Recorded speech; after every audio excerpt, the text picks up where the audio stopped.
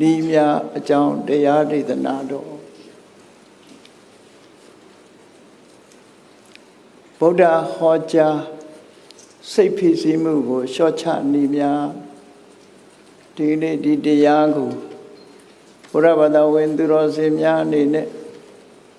ဘုရားမြတ်စွာဟောကြားတဲ့အတိုင်းပိဋကစာပေကထုတ်နှုတ်ပြီးတော့ဟောပြောမှဖြစ်သည့်အတွက်ကြောင့်အလေးနဲ့အာယုံထားပြီးတော့မှတ်သားစဉ်းစားဆင်ခြင်ပြီးတော့မိမိတို့ကိုယ်တိုင်လိုက်နာကျင့်သုံးဖို့မြတ်စွာဘုရားတရားတော်ဆိုတာနံပါတ်1နာယူမှတ်သားကြရတယ်နာယူမှတ်သားပြီးတော့မပြောက်ပြက်အောင်ဆောင်ထားပြီးတော့မိမိဘဝနဲ့ဆက်ဟပ်ပြီးတော့လေ့လာသုံးသပ်ဆင်ခြင်ကြမှာဖြစ်တယ်ဆင်ခြင်ပြီးတော့ရှောင်ရံနဲ့ဆောင်ရံဒီနှစ်ခုရှောင်ရမယ့်ဟာကိုရှောင်ခြင်းဆောင်ရမယ့်ဟာကိုဆောင်ခြင်းဆိုတဲ့ဒီလမ်းအတိုင်းကျင့်ကြံကြိုးကိုအထောက်မှမြတ်စွာဘုရားဟောကြားတဲ့အဆုံးအမတွေဟာမိမိပေါ်မှာအကျိုးသက်ရောက်မှုဖြစ်မှာဖြစ်တယ်မကြမ်းမမာလို့ဆေးကုသခံတဲ့ပုဂ္ဂိုလ်ဟာဆေးဝါးကျွမ်းကျင်တဲ့ယောဂကျွမ်းကျင်တဲ့ဆရာဝန်ကနေပြီးတော့ရှောင်ရံနဲ့ဆောင်ရံတောင်းသုံးရန်ဆေးများပေးထားတဲ့အခါမှာမိမိတို့မတည့်တဲ့အစာများကိုရှောင်ခြင်းဆေးမမှန်တောက်ခြင်းလိုက်နာခြင်းဖြင့်သာလဲယောဂပြောက်ခြင်းဆိုတဲ့အကျိုးကိုရနိုင်တယ်ထို့တူပဲမြတ်စွာဘုရားရဲ့အဆုံးအမတရားတော်တွေဟာလဲဆုတောင်းနေရမယ့်အရာမျိုးတွေမဟုတ်ဘဲနဲ့နာယူမှတ်သားပြီးတော့လက်တွေ့ကျင့်သုံးလိုက်နာမှအကျိုးရှိတဲ့အရာဖြစ်ဒါကြောင့်မို့ဘုရားဘာသာကိုဘာသာလို့ခေါ်နေကြတော့လဲမြတ်စွာဘုရားရဲ့အဆုံးအမတိုင်းလိုက်နာကျင့်သုံးမှုသာလည်းဖြစ်တယ်ပေါ့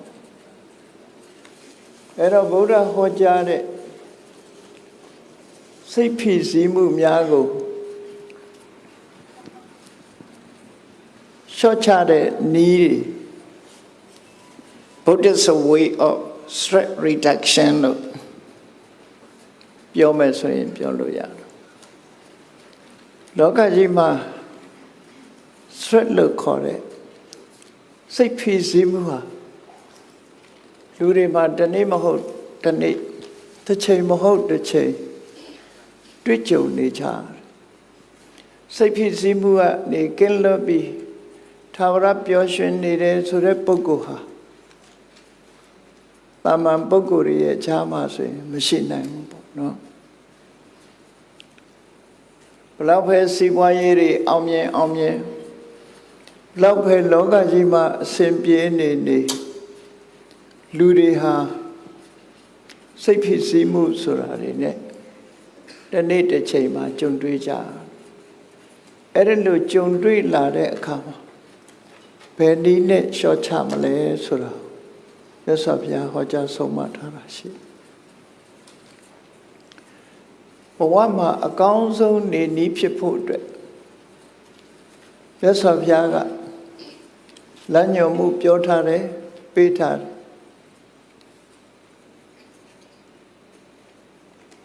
တက်ခံကားပတံတာဓုလူလောကမှာနေထိုင်ပြီဆိုရင်ကိုယ်လုပ်ကိုင်ဆောင်တောင်းရတဲ့အလုပ်ကိုင်နဲ့ပတ်သက်ပြီးလိမ္မာကျွမ်းကျင်မှုဆိုတာမရှိမဖြစ်လိုအပ်တဲ့အရာဖြစ်တယ်ဒါဟာဘဝမှာအဆင်ပြေဖို့အတွက်လုပ်ငန်းကျွမ်းကျင်မှုရှိရမယ်နေ့စဉ်ဘဝမှာကိုလုပ်တဲ့အလုပ်ကိုကျွမ်းကျင်မှုရှိ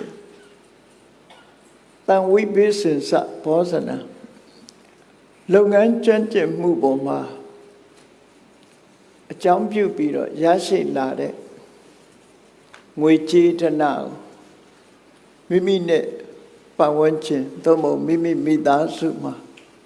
စနစ်တကျခွဲဝေသုံးစွဲမှုဟာလည်းပဲလူဘဝမှာအဆင်ပြေစေတာဖြစ်သောကြောင့်ဒါလည်းလုပ်ကိုလုပ်ရမယ်အလုပ်တစ်ခုလို့ဆိုလို့အဲ့ဒါနှစ်ခုနဲ့ပြီးပြီလားလို့ဆို တမန်အပြင်ပြောမယ်ဆိုရင်အလောက်အကင်ကောင်းတယ်ရလာတဲ့ပစ္စည်းမိသားစုနဲ့ပျော်ပျော်ရွှင်ရွှင်ခွဲဝေသုံးတယ်ဒါရင်ပြီးရလားလို့ဆိုမပြီးသေးဘူးအရေးကြီးတဲ့အချက်နှစ်ခုရှိသေးတယ်အဲ့ဒီအရေးကြီးတဲ့အချက်နှစ်ခုကဘာလဲလို့ဆိုအာဟာတောအထလာပေတုအောင်မြင်ကြီးပွားလာတဲ့အခါမှာလူတွေဟာမော်ကြွားပြီးတော့ဖြစ်လာတတ်တယ်မိုးမမြင်လေးမမြင်ဘဝင်မြင်လာတတ်တယ်အဲ့ဒါဟာကြာဆုံးခြင်းရဲ့အကြောင်းဖြစ်တယ်ပေါ့ဒါကြောင့်မို့အောင်မြင်ကြီးပွားပြီးအစဉ်ပြေးနေတဲ့အခါမှာမောက်မာခြင်းမော်ကြွားခြင်းဆိုတာကိုမရှိခြင်းဟာလဲလူဘဝမှာကောင်းတဲ့အရာတစ်ခုဖြစ်လို့တတိထားအရာတစ်ခုပဲဘောနောက်ဆုံးတစ်ခုကြတော့အထဗျပတ္တိအဗျထောလောကကြီးမှာအစင်မပြေဘူးတစ်ခုခု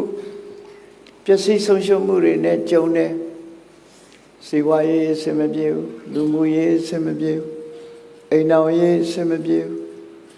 အစင်မပြေမှုတွေတစ်ခုခုဖြစ်လာပြီကျမ်းမာရေးအစင်မပြေဘူးတစ်ခုဖြစ်လာပြီဆိုရင်လူတွေကဘာဖြစ်လဲဆိုခုနပြောတဲ့ stress ဆိုတာဝင်လာတယ်ဖြတ်ထဆိုစိတ်နှလုံးတွေတုန်လှုပ်ခြေမကိုင်မိလက်မကိုင်မိဖြစ်ပြီးတောကတွေဖြစ်လာအဲ့ဒီလိုပျက်စီးမှုကျုံလာတဲ့အခါမှာတဲ့စိတ်နှလုံးတုန်လှုပ်မှုမရှိအောင်စဉ်းစားဉာဏ်နဲ့စိတ်ဖြစ်စည်းမှုကိုလျှော့ချခြင်းဟာအရေးကြီးတယ်လို့ဒီအချက်၄ချက်ပဲဒီအချက်၄ချက်လုပ်ငန်းကျွမ်းကျင်ရမယ်ရလာတဲ့စီးပွားကိုမိသားစုနဲ့မျှဝေသုံးစွဲတတ်ရမယ်အောင်မြင်ကြီးပွားနေတဲ့အခိုက်မှာဘဝင်မမြင်ရဘူးအေးအစင်မပြေတဲ့အခါမှာလည်းပဲစိတ်ဓာတ်မကြရဘူးလို့ဆိုဒီအချက်၄ချက်ဟာလူလောကလူတွေအတွက်အစင်ပြေစေမဲ့အဆုံးအမတစ်ခုပဲဖြစ်တယ်ဒါတွေဟာဒီတိုင်းလှုပ်လို့နဲ့ရလာအရေးကြီးဆုံးအချက်နှစ်ခုကတော့နောက်အချက်နှစ်ခုအင်တန်မှအရေးကြီးမြတ်စွာဘုရားအဆုံးအမ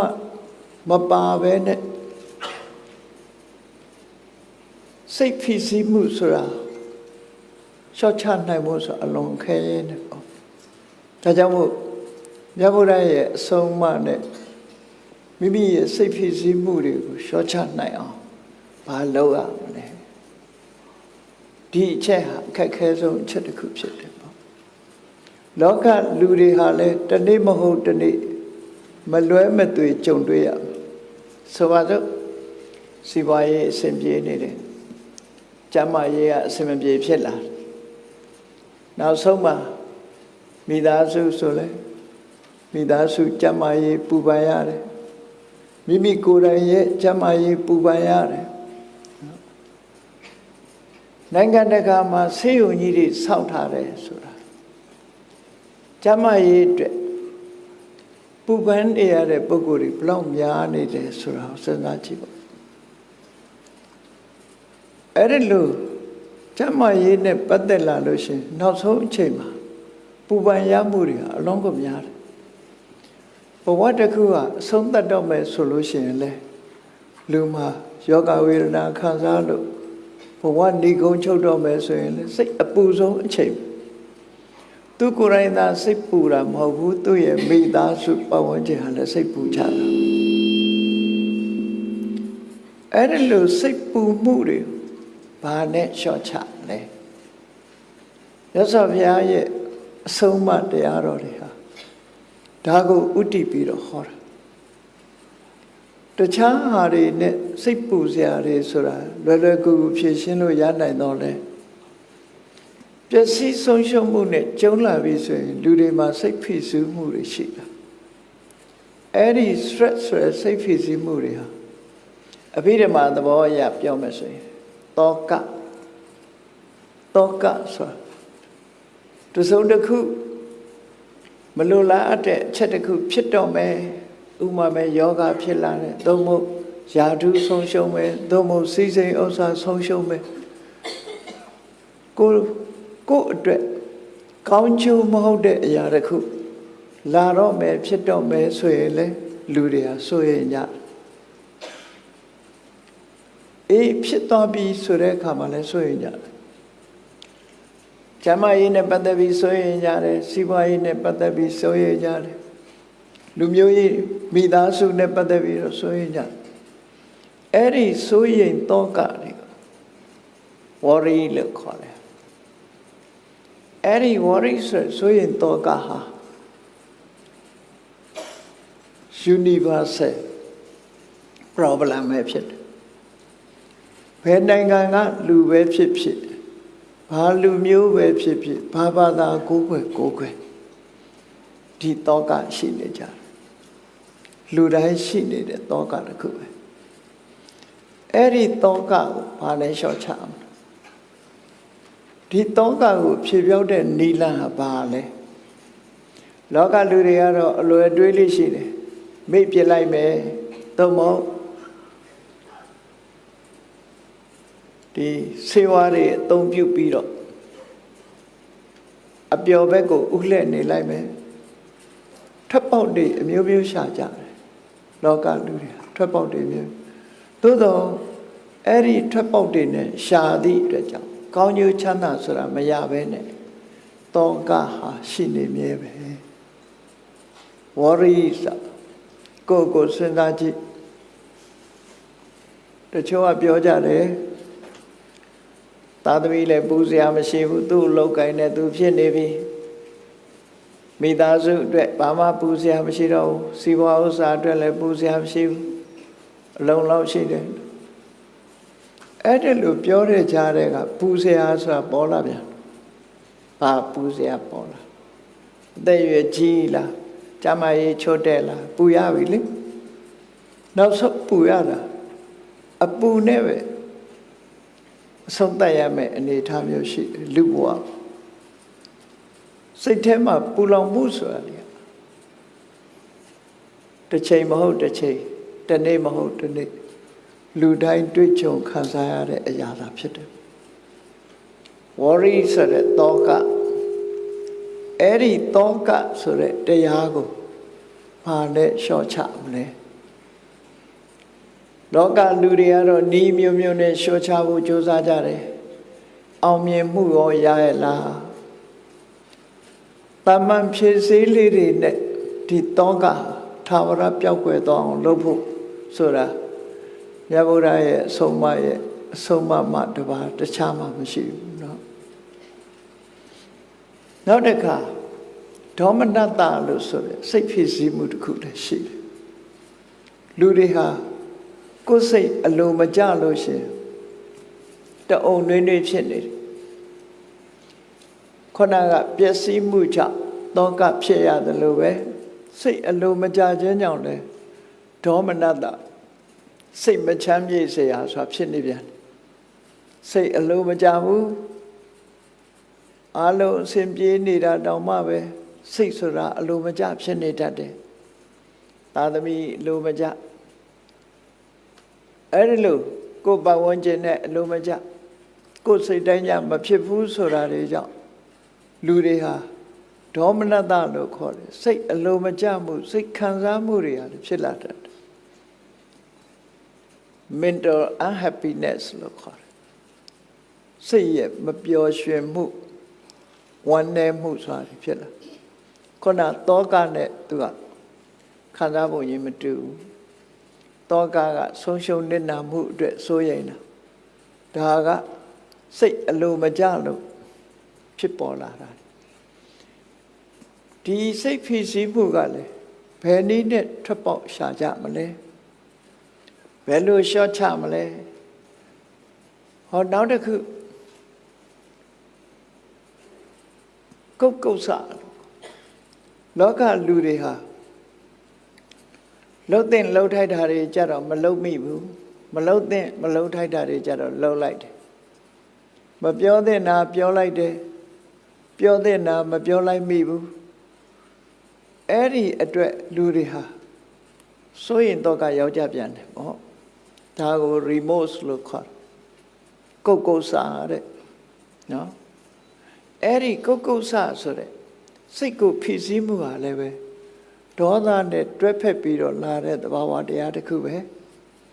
အဲ့ဒီကုက္ကုဆဆိုတာလေလူတွေတိုင်းမှာကိုယ်စိတ်ထဲမှာခံစားမှုတွေတစ်ခုရှိလာအဲ့ဒါကိုဘယ်လိုလုပ်လျှော့ချမလဲကိုယ်တဏ္ဍာမဖြစ်အောင်ဘာနဲ့တားဆီးမလဲဒါတွေဘာကြောင့်ဖြစ်နေရသလဲဆိုတာစဉ်းစားဖို့လိုအပ်တယ်ပေါ့မြတ်စွာဘုရားက mind center teaching လို့ခေါ်တယ်စိတ်ကိုဗဟိုပြုပြီးတော့ဆုံးမဩဝါဒပေးတယ်တခြားဘာသာတွေကြတော့ God center teaching God ဆိုတဲ့တကုရှင်ကိုဗဟိုပြုပြီးတော့ဆုံးမကြမြတ်စွာဘုရားကတော့အဲ့ဒါလို့မဟုတ်ဘူး mind center teaching အသီးသီးမှာကိုယ်တဏ္ဍာမှာရှိနေတဲ့ကိုယ်စိတ်ဓာတ်တွေအဲ့ဒီစိတ်တွေကိုဗဟိုပြုပြီးတော့စိတ်ရဲ့ထွက်ပေါက်တွေကိုရအောင်ရှာဖို့စိတ်ရဲ့ထွက်ပေါက်ဆိုတဲ့အကျဉ်းကျနေတဲ့စိတ်ဖြစ်စည်းမှုတွေဘယ်လိုလုပ်ပြီးထွက်ပေါက်ရှာရမလဲဘာကြောင့်ဒီစိတ်တွေဟာဖြစ်လာရသလဲဆိုတာဒါတွေကိုရှင်းလင်းဟောကြားတော်မူတာမြတ်စွာဘုရားစိတ်မှာညဉ့်ညူးစေတတ်တဲ့သဘာဝတရားတွေရှိသလိုဖြူစင်စေတတ်တဲ့သဘာဝတရားတွေလည်းရှိတယ်လောကလူသားတွေဟာပမာတွေလည်းပြောတယ်လေစိတ်ညစ်တယ်စိတ်ညစ်တယ်စိတ်ညစ်တယ်ဆိုစိတ်ညစ်လို့ရှိရင်တရားတွေဟာအကုန်လုံးညှဉ်းနှွမ်းသွားတာပဲစိတ်ဟာအဓိကကြတာစိတ်ဖြူစင်တယ်ဆိုလို့ရှိရင်လည်းတရားတွေဖြူစင်မှုရကြတယ်အဲ့တော့စိတ်ညစ်တယ်လို့ပြောကြတယ်စိတ်ရဲ့အညစ်အကြေးတွေဆိုတာဘာတွေလဲ mental impurity လို့ခေါ်တယ်စိတ်ရဲ့အညစ်အကြေးတွေလူတွေဝတ်တဲ့အဝတ်မှာခြေညှော်ဆွဲကပ်နေလို့ရှိရင်အဲ့ဒီအညစ်အကြေးတွေကိုဘယ်လိုဖြေရှင်းရတယ်ဆိုတာလူတွေသိကြတယ်စိတ်မှာဆွဲကပ်နေတဲ့အညစ်အကြေးတွေကိုဘယ်လိုဖြေရှင်းရမလဲဘယ်လိုလျှော့ဖို့ရမယ်ဆိုတာကြတော့မြတ်စွာဘုရားဟောကြားဆုံးမတဲ့တရားထဲမှာနိလန်းပြပါတာလောကလူသားတွေက physical body မှာညှဉ်းနှွမ်းနေတာမိမိတို့ဝတ်ဆင်တဲ့အဝတ်အစားတွေညှဉ်းနှွမ်းနေတာသတိထားကြတယ်အဲ့ဒီညှဉ်းနှွမ်းမှုတွေကိုပျောက်အောင်လျှော့ဖို့တဲ့နိလန်းတွေကိုသိထားလို့အဲ့ဒီနိလန်းတွေနဲ့တန်ရှင်းစင်ကြယ်အောင်လုပ်ကြတယ်သို့တော့ကိုယ့်ရဲ့စိတ်ထဲမှာဖြစ်ပေါ်နေတဲ့ mental defilement mental impurity စိတ်ရဲ့အညစ်အကြေးတွေဆိုတာကြတော့ညစ်ကြေးတယ်လို့တောင်မသိဘူးလျှော်ဖို့ဆိုတာဝေးတာနော်စိတ်ထဲမှာဖြစ်နေတဲ့ငါစိတ်ထဲမှာလက်ခံပြီးတော့မထားသင့်ဘူးစိတ်ရဲ့အညစ်အကြေးတွေပဲလို့တောင်မသိလောက်အောင်ဖြစ်ပေါ်ပြီးတော့နေအဲ့ဒီအညစ်အကြေးတွေဆိုတာဘာတွေလဲလို့ဆိုရင်ပူလောင်စေတတ်တဲ့အညစ်အကြေးတွေကခုနပြောတဲ့တောကဆိုတာလဲအညစ်အကြေးတစ်ခုပဲဒေါမနတဆိုတဲ့ mental unhappiness ဆိုတာလဲအညစ်အကြေးတစ်ခုပဲကုက္ကုဆဆိုတဲ့ remorse ကလည်းအညစ်အကြေးတစ်ခုပဲဒါကစိတ်ဓာတ်ကြပြီးတော့ဆွဲနဲ့ပတ်သက်တာစိတ်ဓာတ်တွေမြင့်တက်ပြီးတော့စိတ်ရဲ့အညစ်အကြေးဖြစ်ဖန်တီးသွားတဲ့စိတ်ရဲ့အညစ်အကြေးတွေဆိုတာလည်းရှိသေးတယ်။ဘာတွေလဲမာနနော်မာနဆိုတာဘဝင်မျက်နာကိုထင်ကြီးတာကိုယ်အရေးချင်းကိုအထင်ကြီးလွန်းတဲ့မာနတစ်ဖက်သားကိုဖက်မလုပ်လို့တဲ့မာနအဲ့ဒီမာနတွေဟာလည်းပဲလူဘဝမှာ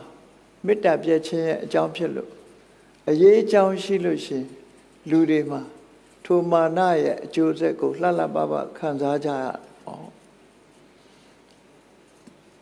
နောက်အများစုနဲ့ပြောမယ်ဆိုလို့ရှင်လူတွေရဲ့တဏ္ဍာမှာဖြစ်တဲ့လောဘဆိုတာလိုချင်တာလဲလောဘ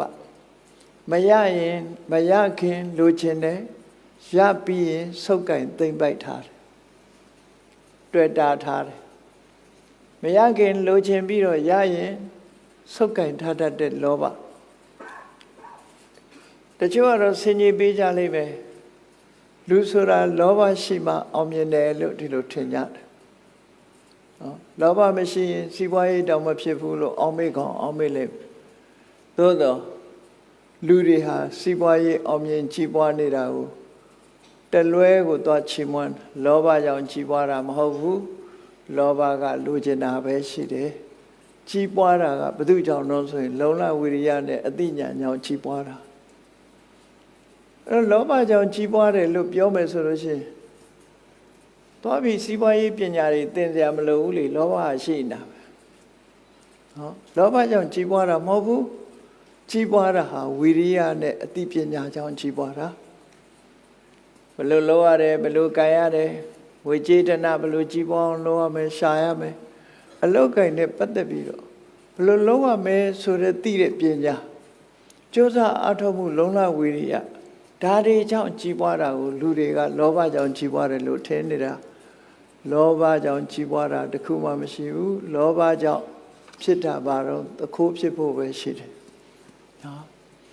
လောဘတသက်ဆိုရင်သခိုးပဲဖြစ်မှာလေသူများပစ္စည်းယူခြင်းနဲ့ကပိုင်းနိုင်တို့ဘာတို့အဲ့ဒါမျိုးပဲဖြစ်မှာလုံလဝိရိယနဲ့အသိပညာကြောင့်သာကြီးပွားတာဖြစ်တယ်လောဘကြောင့်ကြီးပွားတာမဟုတ်ဘူးအေးထို့တူပဲမာနကြောင့်ကြီးပွားတယ်လို့တချို့ထင်လိမ့်မယ်မာနဆိုတာရှိတဲ့မာနမရှိတဲ့မာနနှစ်ခုတော့ရှိတဲ့မာနဆိုတာသူတစ်ပါးကိုစော်ကားတဲ့မာနမဟုတ်ဘူး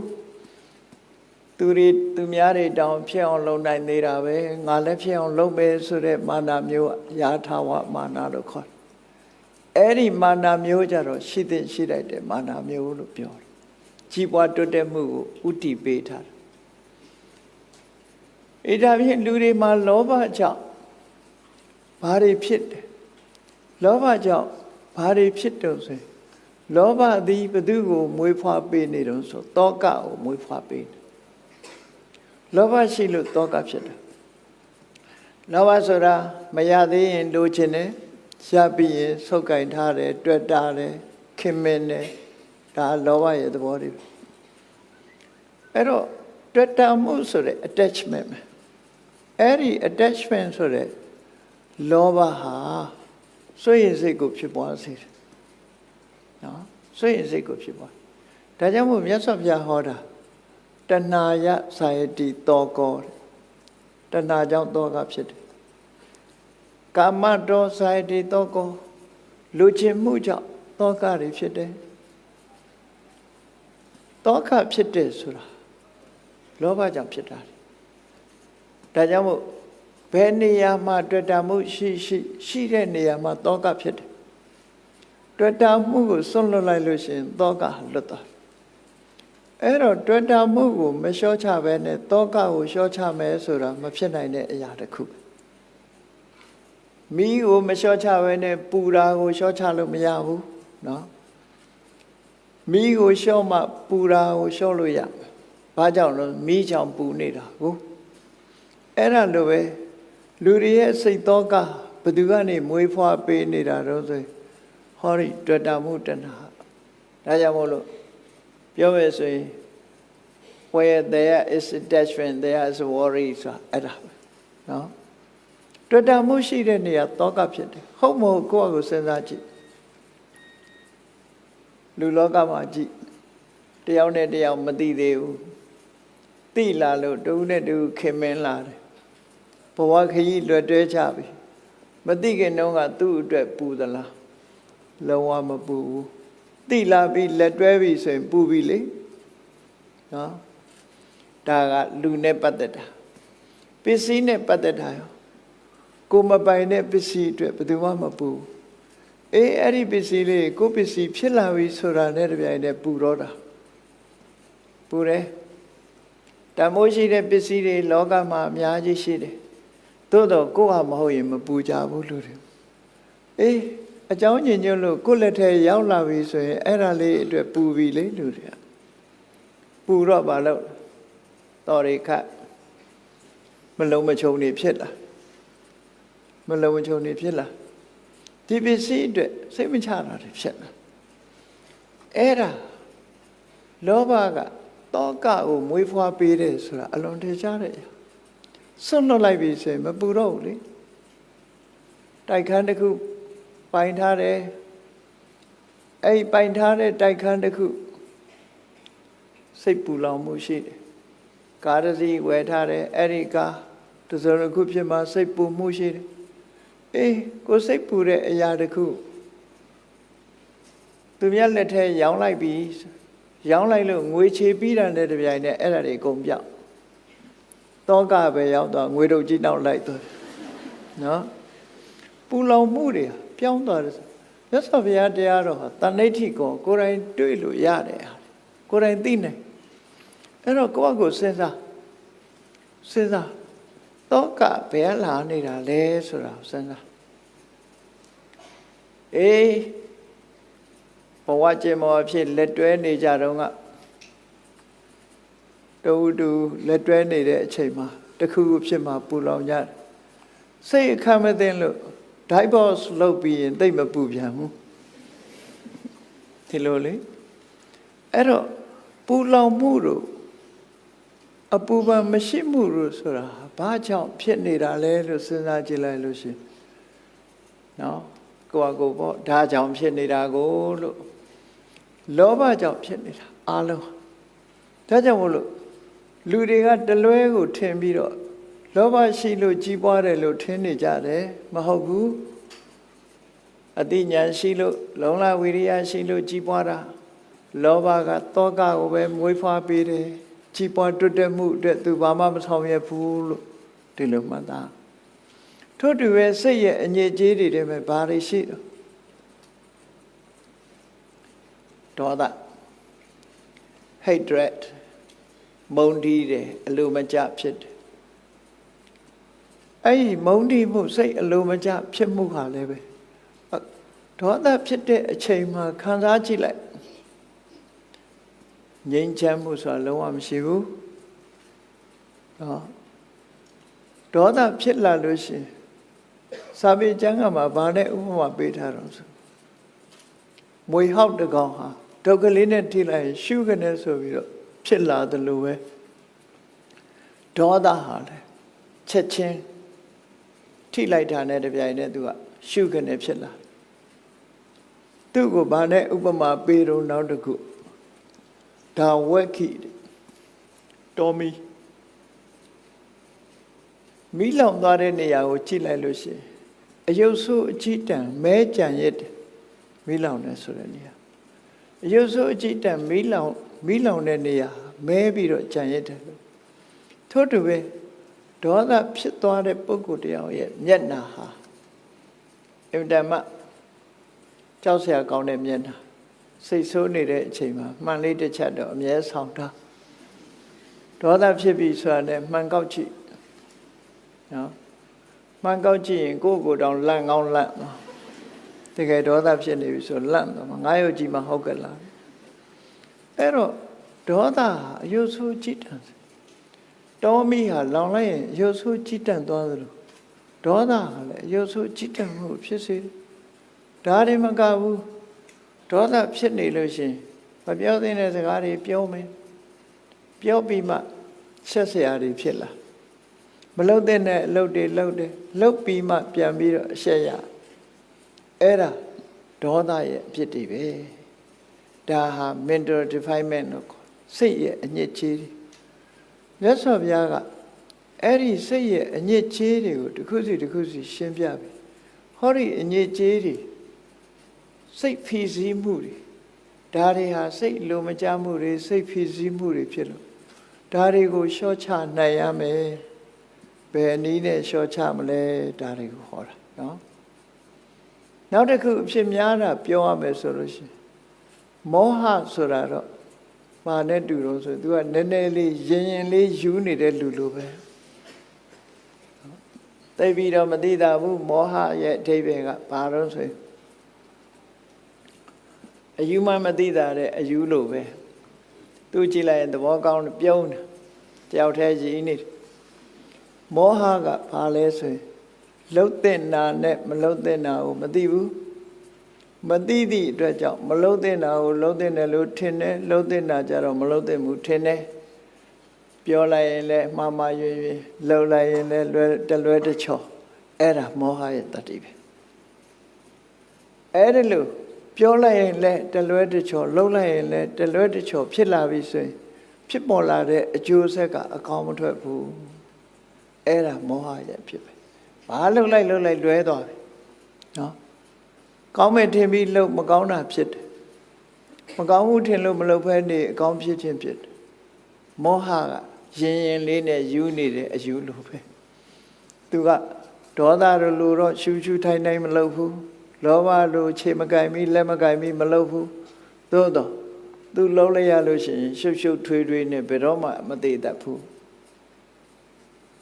အကျိုးကောင်းကျိုးချမ်းသာဘယ်တော့မှမရဘူးအဲ့ဒီမောဟဟာလေအမှန်တရားကိုမမြင်အောင်ဖုံးကွယ်ထတတ်သောကြောင့်သူဟာလည်းပဲ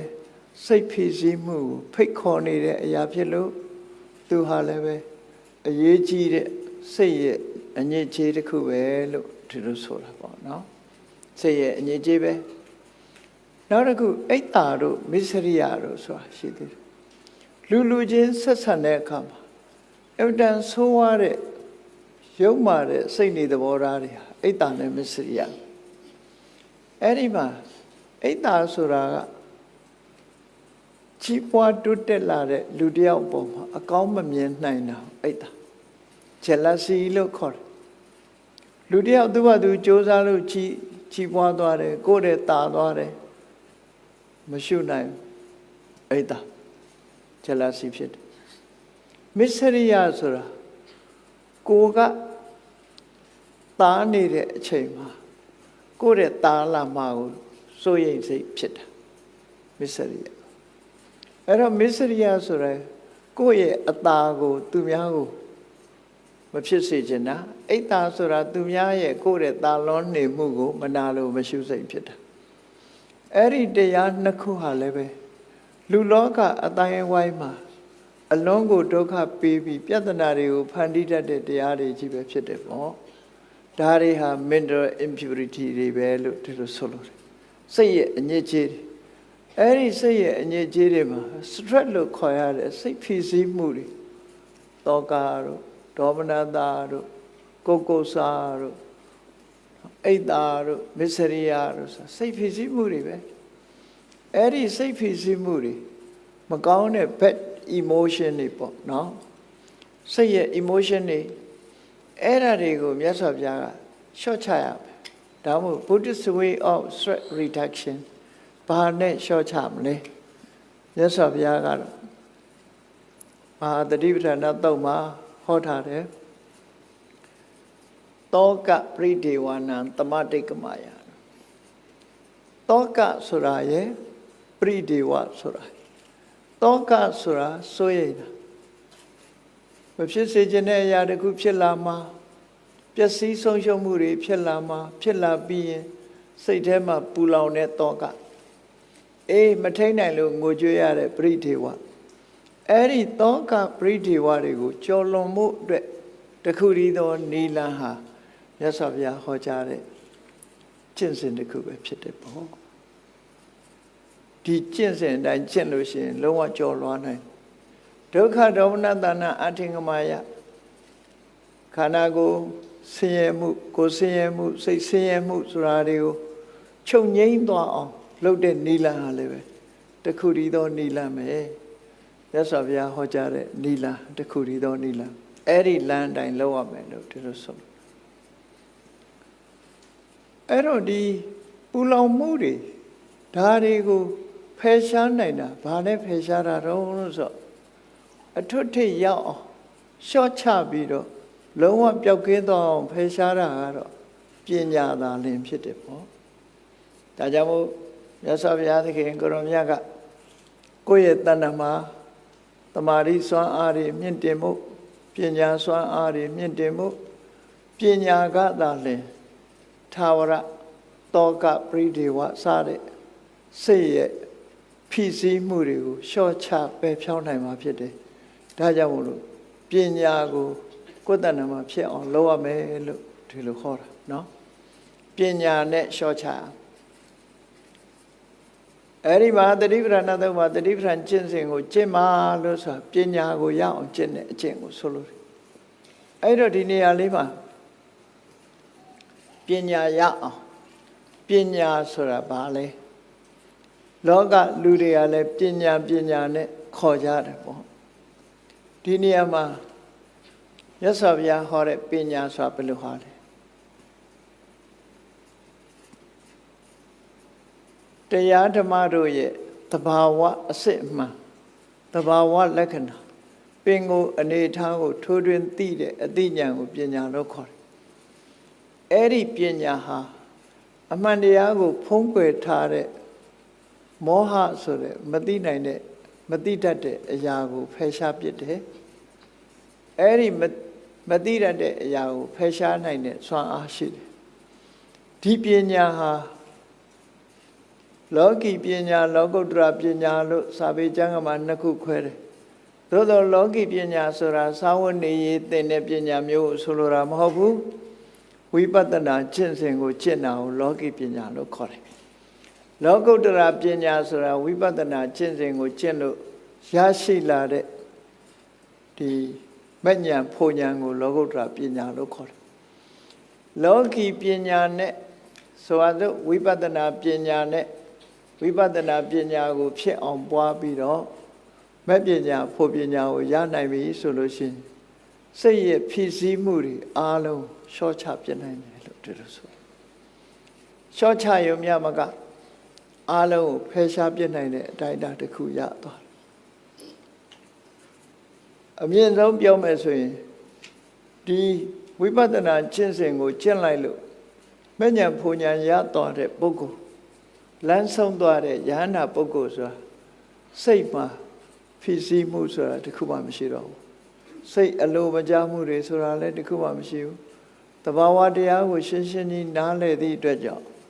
mental impurity ဆိုတဲ့စိတ်ရဲ့အညစ်အကြေးတွေအားလုံးသူ့မှာတန့်ရှင်းသွားသည့်အတွက်ကြောင့်စိတ်ဓာတ်ကြမ်းခိုင်မှုမရှိတာတွေတခုမှမရှိတော့ဘူးယဟန္တာပုဂ္ဂိုလ်ရဲ့စိတ်ဓာတ်ကြမ်းခိုင်သွားပြီအဲ့ဒါကြောင့်သူ့စိတ်ကိုသူနိုင်သွားပြီဘုန်းကြီးတို့တွေကကိုယ်စိတ်ကိုကိုမနိုင်ကြဘူးမနိုင်တာဘာကြောင့်မနိုင်တာတော့ဆိုရင်ခုနကစိတ်ရဲ့အညစ်အကြေးတွေရှိနေလို့ပဲရွှေမှာရွှေဒီပဂတိရွှေတစ်ခုကိုဒီရွှေထဲမှာရောနေတဲ့တတ္တုတွေကိုတန့်စင်အောင်မလုပ်နိုင်ဘူးဆိုလို့ရှိရင်အဲ့ဒီရွှေဟာကျွတ်ဆက်နေမှာပဲပရိနတောင်စားတဲ့လက်ကောက်တွေဆွဲကြိုးလေးတွေနမ်းဆွဲလို့မရဘူးဒါကြောင့်မို့လို့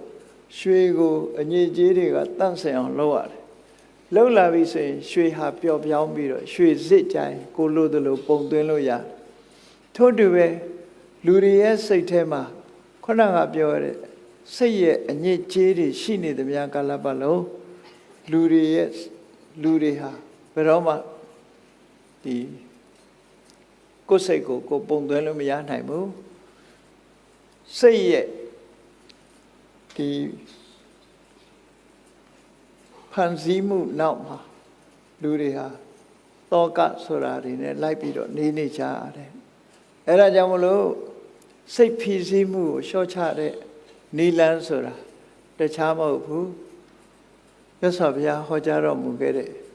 သမထကျင့်စဉ်နဲ့ဝိပဿနာကျင့်စဉ်မြန်မာလူမျိုးတွေပြောတဲ့တရားအားထုတ်ခြင်းပဲဖြစ်တယ်ပေါ့အဲ့ဒီတရားဓမ္မအားထုတ်တာကိုဘယ်ပုံအားထုတ်ကြမလဲတရားအားထုတ်တဲ့အခါမှာနိလန်းနှစ်သွယ်ရှိတယ်တရားအားထုတ်ပြီးဆိုတာနိလန်းနှစ်သွယ်တရားအားထုတ်ခြင်းရဲ့အနှစ်သာရဘာလဲလို့ဆိုလွင်ပါနေတဲ့မိမိစိတ်ကလေးကိုတည်ငြိမ်အောင်လုပ်ခြင်းကတစ်ခု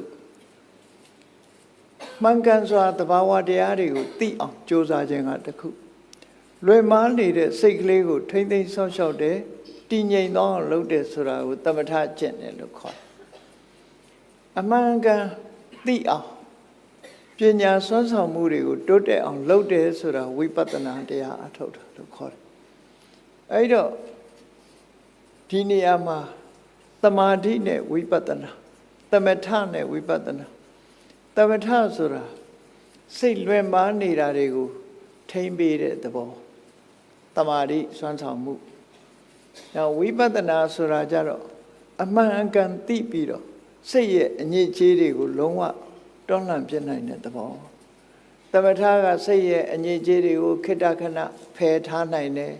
တန့်ထားနိုင်တယ်သို့တော့ပညာလိုဖယ်ရှားပြီးတော့မပြတ်နိုင်ဘူးပညာကမှစိတ်ရဲ့အညစ်အကြေးတွေခုနပြောတဲ့စိတ်ရဲ့ဖိစီးမှုတွေကိုလုံးဝဖယ်ရှားပြတ်နိုင်တယ်ဒါကြောင့်မို့ဒီကနေ့ဝိပဿနာကျင့်စဉ်လေးကိုအချင်းချုပ်ကလေးပြောရမယ်ဆိုလို့ရှိရင်နော်ဝိပဿနာဆိုတာပညာကိုပြောတာအဲ့ဒီဝိပဿနာအကျင့်ကိုကျင့်ပြီဆိုလို့ရှိရင်နိလန်းနှစ်သွယ်နဲ့ကျင့်လို့ရတယ်ဝိပဿနာကိုတိုက်ရိုက်ကျင့်တဲ့နည်းရှိတယ်ဝိပဿနာကိုသမထကျင့်ပြီးတော့မှသမထကနေအခြေခံပြီးတော့ကျင့်တဲ့နည်းရှိတယ်အဲ့ဒီနိလန်းနှစ်သွယ်ပဲဘယ်နိလန်းပဲဖြစ်ဖြစ်ငါနီးကမှန်တယ်သူနီးကမှားတယ်လို့ညင်းစရာအကြောင်းမရှိဘူးနိလန်းနှစ်သွယ်နဲ့ကျင့်လို့ရတယ်နော်ဘယ်နိလန်းနဲ့သွားသမထကျင့်စဉ်ကိုအရင်ကျင့်ပြီးတော့ဝိပဿနာကိုကျင့်ရမှာဝိပဿနာကတော့မကျင့်မဲနေလို့မရဘူးမဉဏ်ဖွဉဏ်ရဖို့ပညာမှာလမ်းဆုံးတာဖြစ်သောကြောင့်ဝိပဿနာဆိုတဲ့ပညာတိုးတက်အောင်ကြိုးစားအထောက်အောင်ဖြစ်တယ်အဲ့ဒီဝိပဿနာပညာကိုချင့်ကပ်တဲ့အခါမှာသမထနဲ့ချင့်ကပ်မလားသူ့ကြည့်တိုက်ရိုက်သွားမလားဒီနှစ်ခုပဲရှိတယ်နော်ဒီနှစ်ခုပဲရှိတယ်သမထကိုအရင်ကျင့်ပြီးတော့သမထအခြေခံပြီးတော့ဝိပဿနာနဲ့သွားလို့ရတယ်အဲ့ဒါကိုသမထပုပ္ပင်ကမဝိပဿနာလို့ခေါ်တယ်သမထကရှေ့ကသွားတယ်ပြီးတော့မှသမထအခြေခံပြီးဝိပဿနာကျင့်ကိုကျင့်တယ်ဒါကနိလန်းတစ်သွယ်နောက်တစ်ခုကတော့ဝိပဿနာပုပ္ပင်ကမဆိုဝိပဿနာကိုဓာရိုက်ကျင့်တဲ့နည်းခေါ်တယ်ဝိပဿနာကိုဓာရိုက်ကျင့်တဲ့အခါမှာသမထကိုအခြေမခံဘူးလို့ဆိုတာတမာတိကိုအခြေမခံဘူးလို့ပြောတာမဟုတ်ဘူးသမထကိုအခြေမခံဘူးတခါတရံသမထနဲ့တမာတိနဲ့ကွဲပြားခြားနားမှုလေးကိုသိရသမထဆိုတာ technique ကိုပြောတာတခါတည်းကတမာတိကိုပြောတာဝိပဿနာကျင့်လည်းပဲတမာတိလိုတယ်အ ਨੇ ဆုံးဝိပဿနာကျင့်ပြီဆိုရင်ခဏိကတမာတိနဲ့သွားရမယ်လို့ဒီလိုဆိုတယ်ဝိပဿနာကိုတိုက်ရိုက်ကျင့်ရင်ခဏိကတမာတိနဲ့သွားတယ်သမထကျင့်ပြီးမှဝိပဿနာကျင့်တယ်ဆိုတာသမထကိုဥပ္ပစာရတမာတိဆိုတဲ့အဆင့်ဇာန်တော့မရောက်ဘူးသို့တော့ဇာနာကတ်သွားတယ်ဇာနာကတ်သွားတဲ့တမာတိကိုဥပ္ပစာရတမာတိလို့ခေါ်တယ်ဇာန်ထိအောင်ရောက်သွားလို့ရှိရင်အပ္ပနာတမာတိလို့ခေါ်တယ်အဲ့ဒီသမထကျင့်စဉ်ကိုဇာန်အဆင့်မရောက်ခင်မှာလဲဝိပဿနာလမ်းကိုကူးလို့ရတယ်ဥပ္ပစာရတမာတိကနေဝိပဿနာကိုကူးသွားတယ်သို့မဟုတ်ဥပ္ပစာရကိုကြော်ပြီးတော့အပ္ပနာတမာတိရောက်သွားပြီဇာန်ရတယ်ဇာန်ရပြီးတဲ့အခါကျတော့မှသမထကိုသွားဒီနိလန်းနှစ်သွယ်ပေါ့ဥပ္ပစာရတမာတိနဲ့ဝိပဿနာကူးတယ်အပ္ပနာတမာတိနဲ့ဝိပဿနာကူးတယ်အဲ့ဒါသမထပုပ္ပင်ကမဝိပဿနာလို့ခေါ်တယ်သမထရှိသွားရှိပြီးတော့သမထကိုအခြေခံပြီးတော့ဝိပဿနာအထုတ်တယ်ဥပမာမဲ့ထွက်လေဝင်လေမှတ်ပြီးတော့စိတ်တွေတည်ငြိမ်အောင်လုပ်တယ်ဇာနာကတ်သွားသည့်ထီအောင်ကြိုးစားတယ်စိတ်တွေဟာတည်ငြိမ်သွားတယ်တမာတိတွေကောင်းလာတယ်အဲ့ဒီတမာတိကနေပြီးအခြေခံပြီးတော့ဝိပဿနာကိုကျင့်တယ်သို့မဟုတ်အာနာပါနကျင့်ရင်ကနေပြီးတော့ဇံရသွားတယ်ဇံရသွားတဲ့အခါမှာအဲ့ဒီဇံကိုအခြေခံပြီးတော့ဝိပဿနာကိုသွားတယ်တဲ့ဒါကသမထကိုအရင်ကျင့်ပြီးတော့ဝိပဿနာသွားတဲ့နည်းဝိပဿနာကိုတိုက်ရိုက်သွားပြီဆိုတဲ့အခါကျတော့ဝိပဿနာရဲ့အာယုံကဘာလဲလို့ဆိုရင်ခန္ဓာ၅ပါးယုံနာတရားပဲကိုယ်တဏ္ဍာမှာရှိတဲ့ယုံနဲ့နာအဲ့ကိုယ်တဏ္ဍာမှာရှိနေတဲ့ယုံနဲ့နာတွေကဖြစ်စေယုံနဲ့တွေကိုကြည့်ပြီးတော့ထိုယုံနဲ့တွေအပေါ်မှာမမြဲတဲ့သဘောဆင်းရဲတဲ့သဘောယုံနဲ့ရဲ့သဘာဝလက္ခဏာကိုအရင်သိအောင်ကြိုးစားတယ် ရုပ်ရဲ့သဘာဝလက္ခဏာကိုယင်သိအောင်ကြိုးစားမယ်နာမ်ရဲ့သဘာဝလက္ခဏာကိုယင်သိအောင်ကြိုးစားလူရဲ့တဏ္ဍမှာကိုယ်တကုံလုံးကိုရှာကြည့်ရုပ်နဲ့နာမ်ကလွဲရင်တခြားမရှိဘူးတရားဝါဆိုတာမရှိဘူးဒီရုပ်နဲ့နာမ်နှစ်မျိုးပဲလို့ဒီလိုကွဲပြားခြားနားသွားသည့်ထိအောင်ရှေးဥစွာကျင့်တယ်အဲ့ဒီဒေါ်ရိုက်သွားတာကြတော့ခဏိကသမာဓိလို့ခေါ်တယ်ဖြစ်ပေါ်လာတဲ့ရုပ်တရားပေါ်မှာဖြစ်ပေါ်လာတဲ့ရုပ်တရားနံတရားတွေအပေါ်မှာခဏမြတည်ထန့်သွားတဲ့သမာဓိကိုခဏိကသမာဓိအဲ့ဒီအာယုံလေးပေါ်မှာအခိုက်တန့်လေးတွေဖြစ်ခိုက်ကလေးမှသိလိုက်တယ်ပြတ်သွားတဲ့အခိုက်ကလေးမှသိလိုက်တယ်အဲ့ဒါလိုဖြစ်ခိုက်ချုပ်ခိုက်ကလေးတွေကိုသိနေတဲ့အတိသမာဓိလေးကိုအခြေခံပြီးတော့ကျင့်တာဒါကဝိပဿနာတိုက်ရိုက်သွားတဲ့နည်းလို့ခေါ်တယ်အဲ့တော့ခဏိကသမာဓိဆိုတာဝိပဿနာသွားတဲ့သမာဓိကိုပြောတာနာဟိခဏိကသမာဓိဝိနာဝိပဿနာနာမတံမွေတိသမထမကျင့်မဲနဲ့ဝိပဿနာကိုတိုက်ရိုက်သွားတယ်လို့ဆိုတဲ့နေရာမှာခဏိကသမာဓိတော့ပါရမယ်တယ်လို့ဆိုလို့နော်ခဏိကသမာဓိဆိုတော့သိတဲ့အခိုက်ကလေးတွေမှာဖြစ်ပေါ်လာတဲ့ဉာဏ်တိုက်ရိုက်ကိုသွားတာအဲ့ဒီဉာဏ်နဲ့ရှုလိုက်တဲ့အချိန်လေးတွေမှာတည်ငြိမ်သွားတဲ့သမာဓိလေးကိုဆိုလိုတယ်သူအဲ့ဒီခဏိကသမာဓိနဲ့သွားတဲ့နီးအဲ့ဒါလို့တရားအထုတ်ခြင်းဟာနီလန်းနှစ်သွယ်ရှိတယ်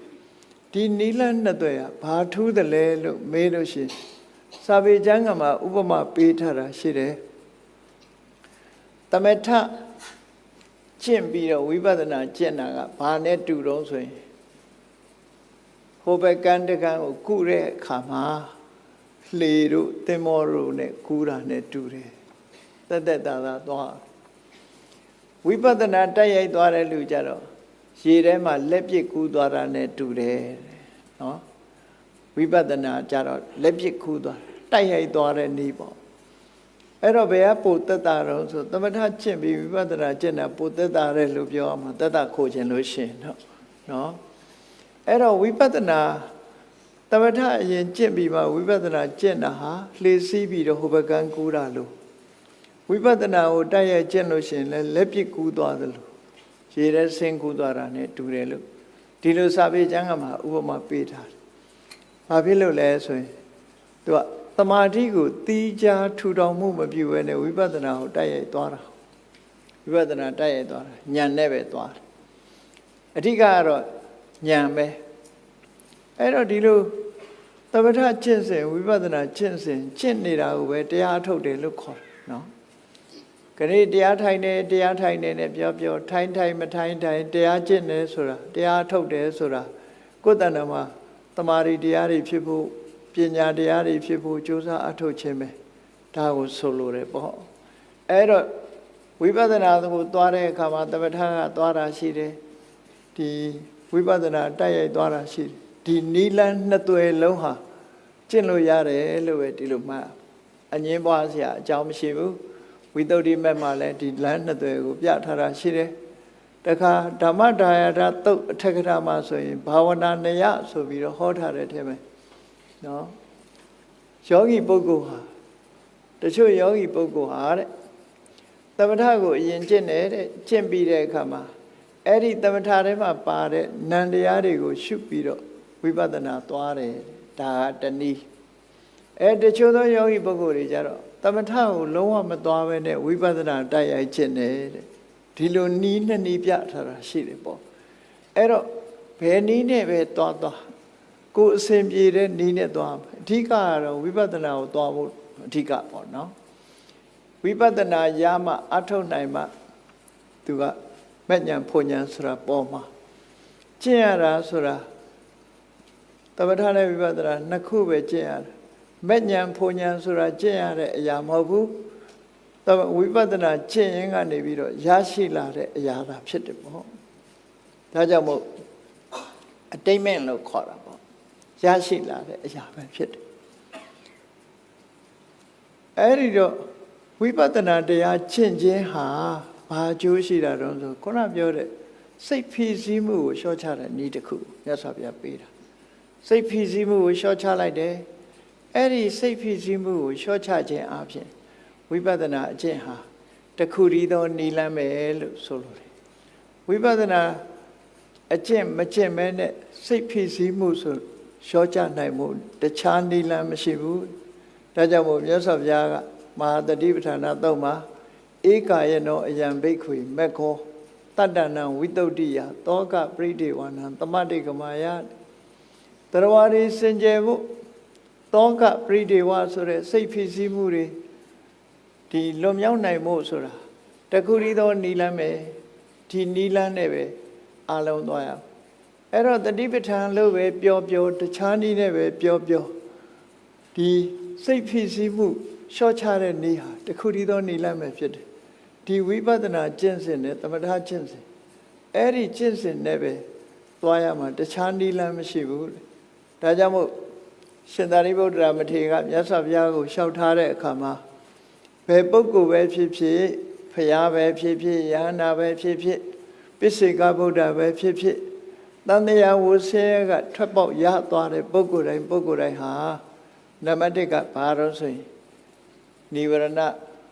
တရားကိုဖယ်ရှားခြင်းဘာနဲ့ဖယ်ရှားတမာရီနဲ့ဖယ်ရှားနိဝရဏဆိုတာကာမဂုဏ်အာယုန်တွေကိုလိုချင်တဲ့စိတ်တွေတဏှာတွေတခါလိုဘမရတဲ့အခါမှာဒေါသတွေကာမိသန္တာဗျာပါဒဟုတ်လားလိုရာရလို့ရှိရင်လောဘလိုရာမရတဲ့အခါဗျာပါဒဒေါသအဲ့ဒီနှစ်ခုပြင်စိတ်ကောင်းတဲ့အလုပ်ပေါ်မှာစိတ်အားထက်သန်မှုရောကြခြင်းဌိနမိတ်တစိတ်လေးလွင်ခြင်းနဲ့စိတ်ပူပန်ခြင်းဩဒိသကိုကိုစတန်တရားဖြစ်ခြင်းဝိသိကိစ္စဆိုတဲ့ဒီနိဝရဏတရားတွေဟာအသိဉာဏ်ကိုအားပြော့သွားစေတယ်အဲ့ဒီနိဝရဏတရားတွေကိုတမာရီစွမ်းအားနဲ့ဖယ်ရှားရမယ်စိတ်ကိုဒီတတိပဋ္ဌာန်၄မျိုးအာယုံပေါ်မှာစိတ်ကိုစိုက်ထားပြီးဘုဇင်9ပါးကိုကိုယ်တဏ္ဍာမှာတိုးပွားလာအောင်ကြိုးစားအထောက်အဲ့ဒီနီးကလွဲပြီးတော့တခြားနီးမရှိဘူးတဲ့ပိစိကဗုဒ္ဓအရှင်မြတ်တွေပိစိကဗုဒ္ဓဖြစ်သွားတာဒီလမ်းပဲယဟန္တာဖြစ်သွားတာဒီလမ်းပဲရသော်ဘုရားသခင်ကိုရောမြတ်ကိုယ်တိုင်ဖရာဖြစ်သူရောက်တာလဲဒီလမ်းစဉ်ပဲနိဝရဏကိုဖယ်ရှားခြင်းတတိပဋ္ဌာန်အာယုံပေါ်မှာစိတ်ကိုစိုက်ထားပြီးဒီဘုဇင်9ပါးကိုပွားများအထုတ်ခြင်းဆိုတဲ့ဒီနန်းကလွဲပြီးတော့စိတ်ဖြစ်စည်းမှုတွေကိုရှော့ချနိုင်တဲ့နိလန်လုံးဝမရှိဘူးတဲ့ဒါကြောင့်မို့ Buddhist way of stress reduction ဆိုတာသမထကျင့်စဉ်နဲ့ဝိပဿနာကျင့်စဉ်ကိုကျင့်ကြံကြိုးကိုအထုတ်ခြင်းသာဖြစ်တယ်ဆိုတာ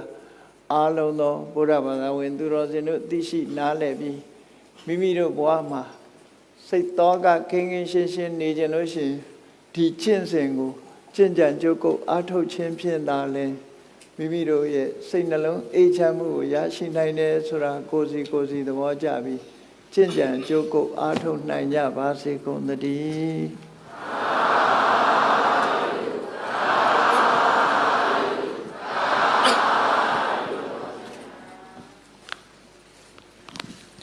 အစီအစဉ်အရ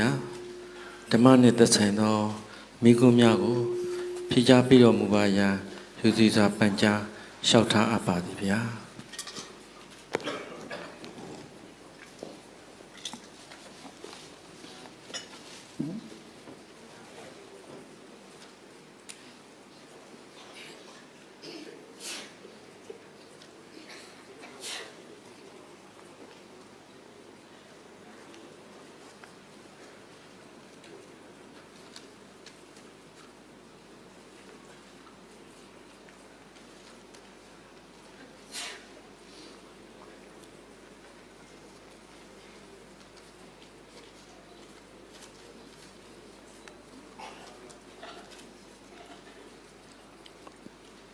မေကွန်ကသရဝါရီကောင်းတာလုပ်ရင်လည်းကောင်းတာဖြစ်တယ်မကောင်းတာလုပ်ရင်မကောင်းတာဖြစ်တယ်ဆိုတာမလဲမှာပဲမှန်မှန်ကန်ကန်ဖြစ်အောင် control လုပ်တဲ့ system ဆိုတာရှိပါသလားနော်ဒါကိုသိချင်တယ်အဲ့တော့သူကမြတ်စွာဘုရားဟောထားတာရှိတယ်ဒီအခိုက်အတန့်မှာလွဲမှားသွားတယ်လို့ရှိတယ်ဥပမာပါပောပိပတ္တိပတ္တရံယာဝပပံနာပစ္စတိသူ လွဲမှားတယ်လို့ဖြစ်တာမျိုးတွေကရှိတတ်တယ်ပေါ့အချိန်ဆိုတာစောင့်ရတယ်ကောင်းတာလုပ်ရင်ကောင်းတာဖြစ်မှာတော့သိချတယ်မကောင်းတာလုပ်ရင်လည်းမကောင်းတာဖြစ်မှာအဆုံးသတ်အနေနဲ့သိချတယ်သို့တော့အခိုက်အတန့်အနေနဲ့လူတယောက်ဟာမကောင်းတာတွေလုပ်ပြီးတော့ကြီးပွားနေတဲ့ပုဂ္ဂိုလ်ရှိတယ်ကောင်းတာတွေလုပ်ပြီးတော့ဒုက္ခရောက်နေတဲ့ပုဂ္ဂိုလ်ရှိတယ်အဲ့ဒီလိုရှိတာဟာကောင်းတာကြောင့်မဟုတ်ဘူးမကောင်းတာလုပ်လို့ကောင်းစားတာလည်းမဟုတ်ဘူးကောင်းတာလုပ်လို့မကောင်းစားတာလည်းမဟုတ်ဘူးလို့မြတ်စွာဘုရားဓမ္မပဒမှာဟောထားတယ်ထင်မယ်မကောင်းတဲ့လူဟာလည်းကောင်းကျိုးတွေမကောင်းကျိုးကမကောင်းတာကအကျိုးမပေးသေးတဲ့အချိန်လေးမှာအခိုက်အတန့်မှာသူကကောင်းတယ်လို့ရှိနေတတ်တယ်တဲ့ကောင်းတာလုပ်တဲ့လူကလည်းအခိုက်အတန့်ကောင်းတာတွေကအကျိုးမပေးသေးရင်မကောင်းတာတွေဖြစ်နေတတ်သေးတယ်ဆိုအဲ့တော့ဒါတွေကို control လုပ်တယ်ဆိုတာမျိုးကြတော့အခြေအနေတစ်ခုပေါ်မှာမူတည်ပြီးတော့ပြောရမှာနော်အခြေအနေတစ်ခုသူနဲ့ဒီပတ်ဝန်းကျင်ကကောင်းတဲ့အခြေအနေတွေရှိနေသေးတဲ့အချိန်မှာသူကောင်းစားမယ်ကောင်းတဲ့အခြေအနေတွေပြည့်ရင်းသွားလို့ရှိရင်သူကောင်းနိုင်ဖို့အကြောင်းမရှိဘူးသို့တော့ကောင်းတာလုပ်ခြင်းမကောင်းတာလုပ်ခြင်းနဲ့မပတ်သက်ဘူးတခြားအခြေအနေတွေကြောင့်သာဖြစ်ပေါ်လာခြင်းဖြစ်တယ်အမှန်သိဖို့ပဲရှိတယ်ဒါကိုမလွဲမှားပဲမှန်မှန်ကန်ကန်ဖြစ်အောင်အဲ့ဒါသမထပုပ္ပင်ကမဝိပဿနာလို့ခေါ်တယ်သမထရှိသွားရှိပြီးတော့သမထကိုအခြေခံပြီးတော့ဝိပဿနာအထုတ်တယ်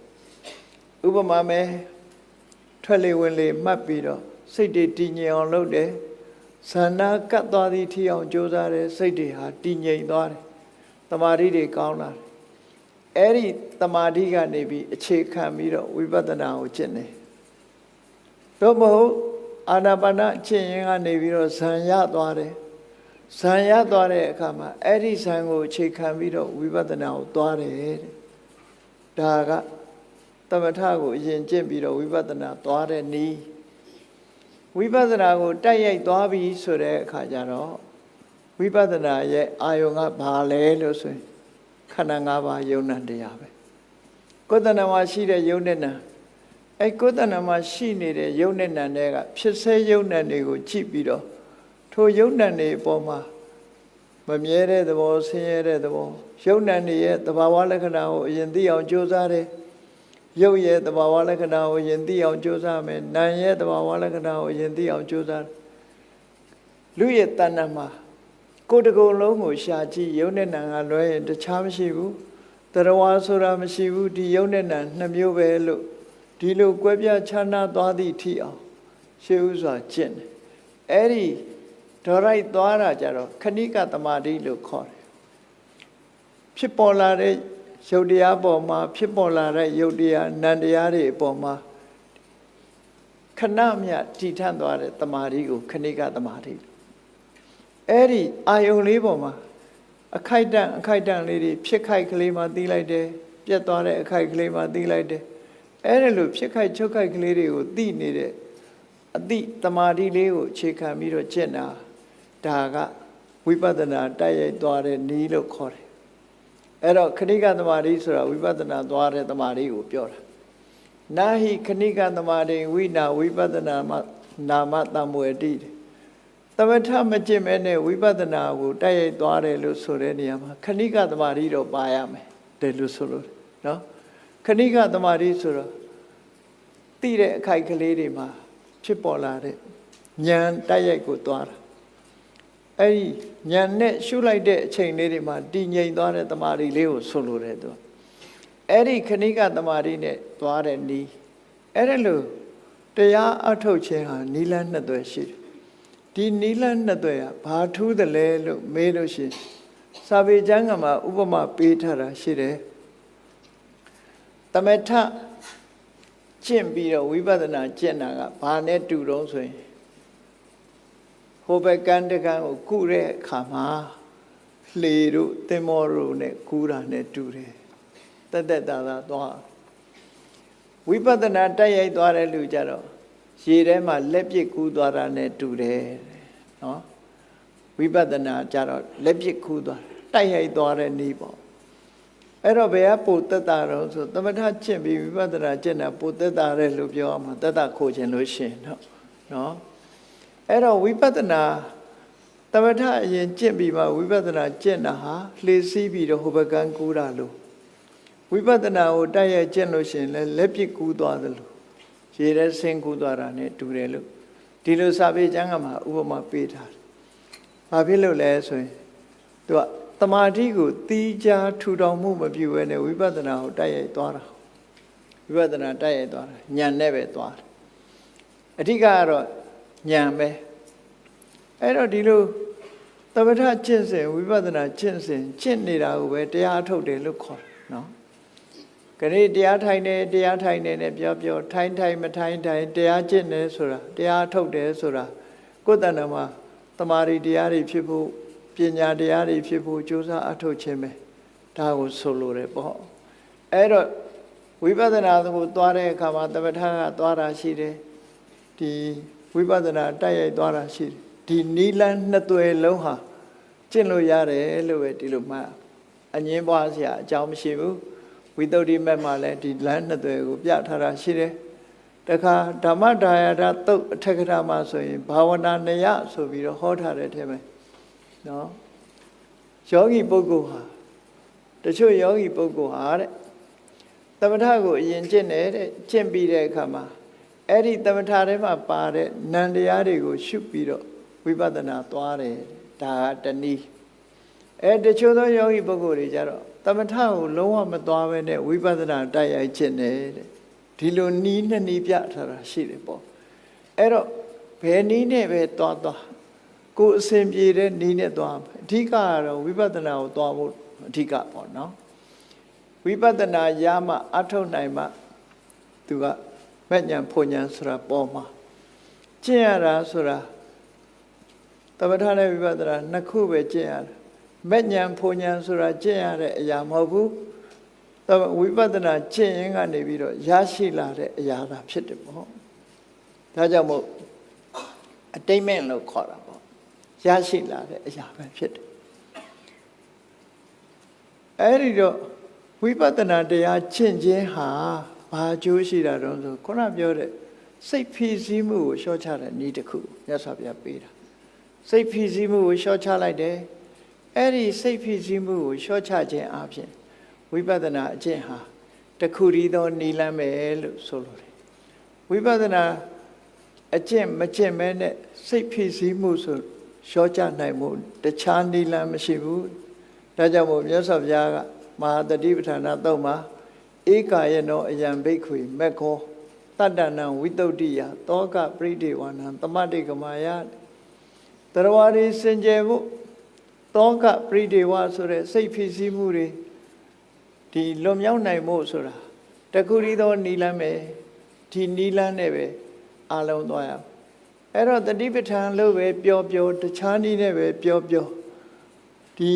စိတ်ဖိစီးမှုလျှော့ချတဲ့နည်းဟာတခုတည်းသောနည်းလမ်းပဲဖြစ်တယ်ဒီဝိပဿနာကျင့်စဉ်နဲ့သမထကျင့်စဉ်အဲ့ဒီကျင့်စဉ်နဲ့ပဲသွားရမှာတခြားနည်းလမ်းမရှိဘူးဒါကြောင့်မို့ရှင်သာရိပုတ္တရာမထေရကမြတ်စွာဘုရားကိုလျှောက်ထားတဲ့အခါမှာဘယ်ပုဂ္ဂိုလ်ပဲဖြစ်ဖြစ်ဖရာပဲဖြစ်ဖြစ်ယဟနာပဲဖြစ်ဖြစ်ပိစိကဗုဒ္ဓပဲဖြစ်ဖြစ်တန်တရားဝဆဲကထွက်ပေါက်ရသွားတဲ့ပုဂ္ဂိုလ်တိုင်းဟာနံပါတ်1ကဘာလို့ဆိုရင်